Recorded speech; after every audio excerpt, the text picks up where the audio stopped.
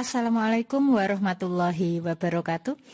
Halo teman-teman, berjumpa lagi dengan Bu Yuchan ya.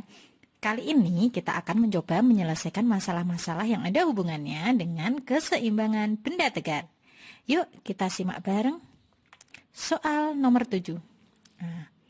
Seorang pedagang memikul tongkat peki yang homogen panjang dengan panjangnya 2 meter. Beban yang diletakkan di ujung P adalah 100 Newton dan beban yang berada pada ujung Q adalah 400 Newton.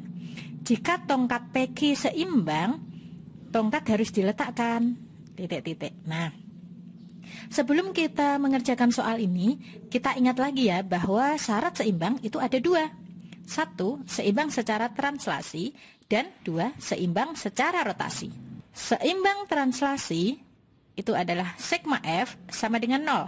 Sedangkan translasi kan artinya bergerak lurus. Jadi kita bisa bergerak ke arah sumbu X dan juga bisa searah sumbu Y kan. Maka bisa ditulis bahwa sigma Fx sama dengan 0. Dengan kata lain, biar benda seimbang atau tidak bergerak alias diam, maka gaya ke kiri harus sama dengan gaya yang ke kanan. Kayak orang lomba tarik tambang, kalau tarikan ke kiri sama dengan yang ke kanan, pasti diam tidak bergerak kan? Sedangkan untuk sumbu Y kita tulis sigma Fy sama dengan 0. Dengan kata lain, biar benda seimbang atau diam tak bergerak, maka gaya ke atas harus sama dengan gaya yang ke bawah. Dan seimbang rotasi adalah sigma to sama dengan 0. Dengan kata lain, biar benda seimbang atau diam tak bergerak, maka gaya yang arahnya itu searah jarum jam harus sama dengan gaya yang arahnya itu berlawanan dengan jarum jam ya. Sudah ingat kan? Nah, kita kembali lagi pada soal. Pada soal kita ketahui komponen yang ada yaitu panjang tongkat 2 meter. Kita tulis L sama dengan 2 meter. Beban atau gaya di P sebesar 100 Newton. Kita tulis Fp sama dengan 100 Newton. Beban atau gaya di Q sebesar 400 Newton. Ini kita tulis Fq sama dengan 400 Newton. Nah, biar seimbang maka harus memenuhi syarat tadi ya. Untuk syarat seimbang yang pertama, seimbang translasi, maka benda tetap diam dan tidak jatuh ke bawah. Maka gaya yang ke atas harus sama dengan gaya yang ke bawah. Ini berarti orang akan mengangkat benda dengan gaya ke atas sebesar gaya yang ke bawah. Berapa coba teman-teman? Betul sekali. Gaya ke bawah totalnya adalah 100 Newton plus 400 Newton sama dengan 500 Newton. Jadi orang membutuhkan gaya sebesar 500 Newton untuk mengangkat benda. Tapi coba lihat dulu soalnya. Di soal tidak menanyakan gaya yang dibutuhkan orang, tapi yang ditanyakan adalah tongkat harus diletakkan di mana. Ini artinya yang ditanyakan adalah jarak pundak orang sebagai sumbu putar terhadap gaya-gaya yang bekerja. Nah, kita pakai syarat yang kedua nih, bahwa sigma torsi sama dengan 0. Kita lihat nih, berarti gaya P diputar terhadap orang arahnya berlawanan jarum jam. Sedangkan gaya di Q diputar terhadap orang arahnya searah dengan jarum jam. Karena tadi sigma torsinya sama dengan 0, maka baik gaya yang searah jarum jam maupun gaya yang berlawanan jarum jam nilainya harus sama. Nah, maka kita bisa tulis sigma to P sama dengan sigma to Q. Kita tulis Fp kali Rp sama dengan Fq kali Rq. Nah, kita kan belum tahu nih jaraknya masing-masing gaya terhadap orang. Kita lihat lagi gambarnya. Panjang tongkat kan 2 meter. Maka kita misalkan jarak P ini ke orang adalah X. Maka jarak Q ke orang bisa kita tulis 2 min X kan. Nah, sampai di sini bisa mengikuti ya. Nah, kita pakai jarak-jarak ini dalam menyelesaikannya. 100 Newton kali X sama dengan 400 Newton dalam kurung, kalikan jaraknya tadi 2 min X. Nah, kita bisa coret 0 kanan dan kiri. Maka tinggal X sama dengan 8 min 4X. Maka 5X sama dengan 8. Atau X sama dengan 8 per 5 meter. Bisa kita tulis X sama dengan 1,6 meter. Nah, ini 1,6 meter berarti yang ini. Nah, sedangkan ini adalah 2-1,6 yaitu 0,4 meter. Jadi, tongkat harus diletakkan di bahu orang dengan jarak 1,6 meter dari titik P. Dan diletakkan sejauh 0,4 meter dari titik G. Nah, mudah kan ya? Yuk kita coba soal yang lainnya. Soal nomor 8. Sebuah benda yang masanya 20 kg digantungkan pada ujung tali seperti pada gambar. Tegangan tali T1 dan T2 berturut-turut adalah, seperti penjelasan sebelumnya, seimbang itu diam, baik secara translasi maupun diam secara rotasi. Sigma F sama dengan 0 dan sigma torsi sama dengan 0. Kita lihat dulu yang pertama. Sigma F sama dengan 0. Di mana ini ada dua komponen, yaitu komponen sumbu X dan komponen sumbu Y. Yuk kita uraikan satu-satu ya. Kita lihat di gambar bahwa T1 dan T2-nya miring. Nah, sesuatu yang miring harus kita luruskan kan. Nah, ini ada kaitannya dengan vektor. Maka pada sumbu X kita akan ada T1X dan T2X nanti. Dan di sumbu Y nanti akan ada T1Y dan ada T2Y. Karena T1X ini posisinya ada di samping sudut theta, maka kita kalikan cos gitu. Jadi T1X sama dengan T1 cos theta. Sekarang lihat T1Y. Garis T1Y ini kan sama dengan garis di depannya sudut ini kan.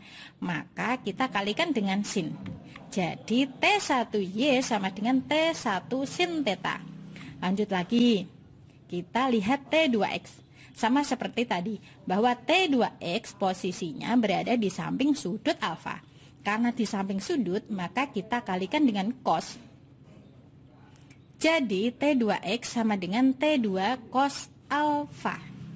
Dan T2Y karena sejajar dengan garis yang di depannya sudut, maka kita akan kalikan dengan sin. Jadi T2Y sama dengan T2 sin alfa. Oke, sampai di sini paham kan ya? Jadi kita lihat di sumbu X kita punya gaya apa saja. Ini ada T1X yang arahnya ke kiri dan T2X yang arahnya ke kanan. Dan di sumbu Y kita punya gaya-gaya yaitu T1Y dan T2Y yang arahnya ke atas dan ada W yang arahnya ke bawah. Untuk syarat sigma Fx sama dengan 0, maka gaya ke kiri harus sama dengan gaya yang ke kanan. T1X sama dengan T2X.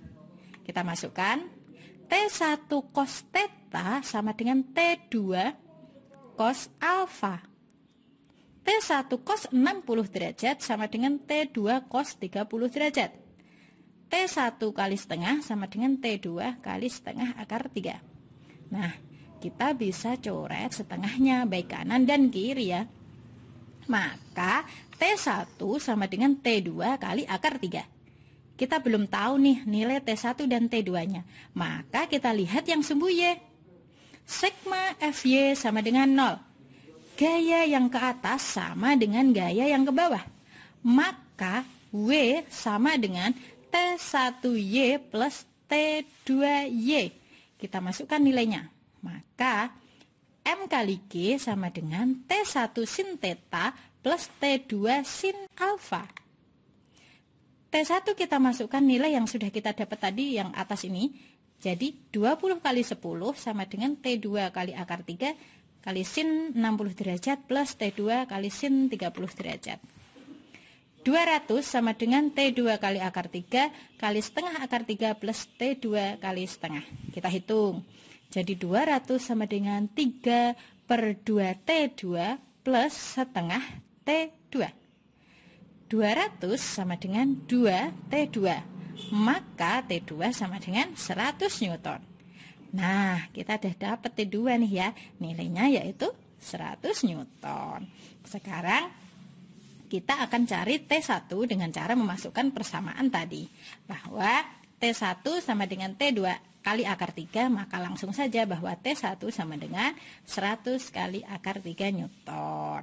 Nah, karena kita sudah mendapat nilai T1 dan T2, nggak perlu pakai syarat seimbang rotasi ya. Nah, udah ya, bisa mengikuti kan? Yuk kita coba lagi soal berikutnya, soal nomor 12. Pada gambar di bawah, sistem dalam keadaan seimbang. Perbandingan massa A dan massa B adalah titik-titik. Sama seperti pembahasan soal sebelumnya nih. Tapi sebelum kita lanjut, gambar ini akan kita ubah dulu. Karena massa katrol tidak diperhitungkan, maka kita bisa menyimpulkan bahwa tegangan tali pada A akan sama dengan beban A itu sendiri. Dan tegangan tali pada B akan sama dengan beban di B. Dengan kata lain, TA sama dengan WA dan TB sama dengan WB. Jelas ya ini ya? Maka gambar dapat kita ubah seperti ini aja. Di sini ada sudut 150 derajat. Berarti bagian ini nilainya 60 derajat. Sedangkan pada sudut yang satu ini 30 derajat. Dari mana? Bisa menghitung sudut kan ya? Nah, karena seimbang, maka sigma F sama dengan 0. Karena gayanya miring, kita harus meluruskan ya. Diluruskan terhadap sumbu X dan juga terhadap sumbu Y. Nanti kita akan dapatkan pada sumbu X ada TAX dan ada TBX. Dan sumbu Y ada TAY dan TBY. Karena TAX ini posisinya ada di samping sudut, maka kita kalikan cos. Jadi TAX sama dengan TA cos theta. Sekarang lihat TAY. Garis TAY ini kan sama dengan garis di depan sudut ini kan. Maka kita kalikan dengan sin. Jadi TAY sama dengan TA sin theta.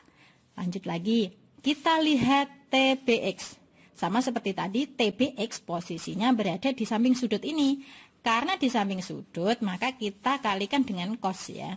Jadi TBX sama dengan TB cos alfa.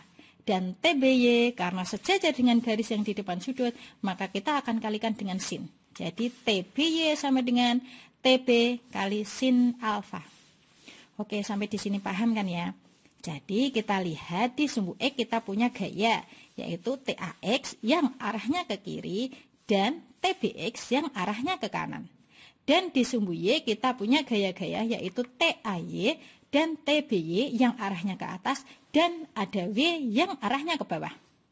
Untuk syarat sigma Fx sama dengan 0, maka gaya ke kiri harus sama dengan gaya yang ke kanan. TAX sama dengan TBX. TA cos theta sama dengan TB cos alfa. TA cos 30 derajat sama dengan TB cos 60 derajat. TA kali setengah akar 3 sama dengan TB kali setengah. Kita bisa coret setengahnya baik kanan dan kiri. Maka TB sama dengan TA kali akar 3. Karena kita hanya mau mencari perbandingan massa A dan massa B, maka sampai di sini cukup loh. Tadi di atas kita sudah tahu bahwa TA sama dengan WA dan TB sama dengan WB. Maka kita tulis WB sama dengan WA kali akar 3. W itu rumusnya M kali G, kita masukkan. Nah, kita bisa coret G-nya. Maka tinggal MB sama dengan MA kali akar 3. Atau MA banding MB sama dengan 1 banding akar 3. Alhamdulillah, selesai deh. Mudeng ya. Oke. Untuk pembahasan soal kali ini tentang keseimbangan benda tegar cukup sampai di sini ya. Terima kasih, tetap semangat belajar. Assalamualaikum warahmatullahi wabarakatuh.